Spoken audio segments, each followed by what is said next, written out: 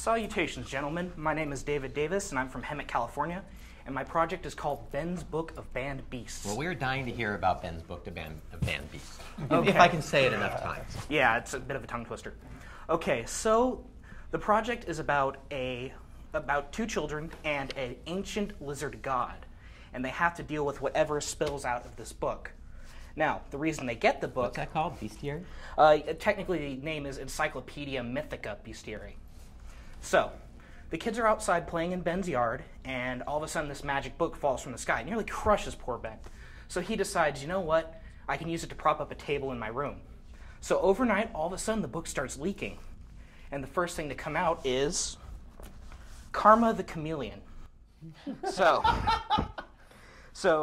Karma explains to Ben the situation that now he is the owner of the book. As the owner of the book, he has to deal with whatever spills out.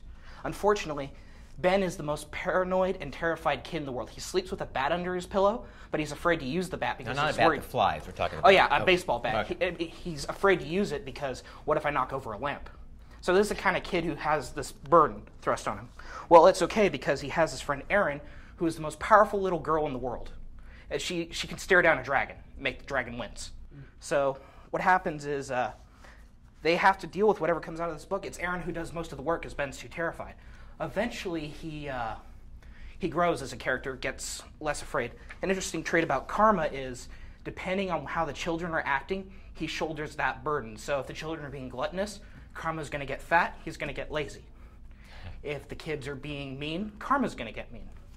So... Does Karma ever come and go?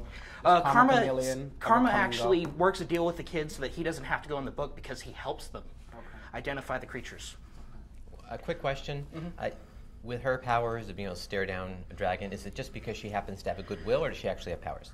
She doesn't have powers. She's just really scary to talk to. Got it. So. Is there stuff like on every page in that book? No. I was about to say, dude, right there, just drop it right here. Actually, I do have a little sketch I did here to show you. Do you want me to? I would love to see it. Yeah. I actually did this while waiting. I was being productive. Oh, right on. Good for you. Yeah, so. You did it with pen?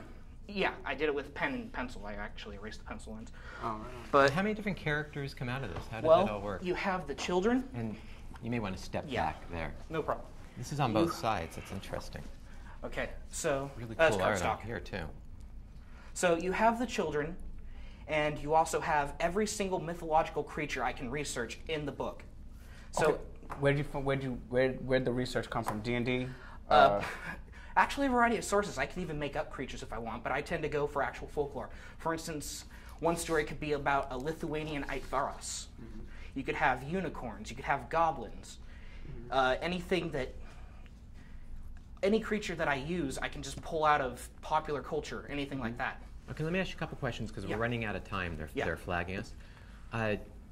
What else that's part of their team ends up slipping out, or is it friends of Karma, or is this basically the team? Well, Karma essentially doesn't like the book because he annoys everybody. And there are some creatures that spill out and become main characters. For instance, the Monkey King. He wants the book not because he's a bad guy, he just wants to cause, tricks. So is he a friend of theirs or kind of recurring he's an antagonist, annoyance? But he's not a bad guy. So every day is like survival? Yeah. Gotcha. Yep. Very, very, very interesting. Yep, no problem.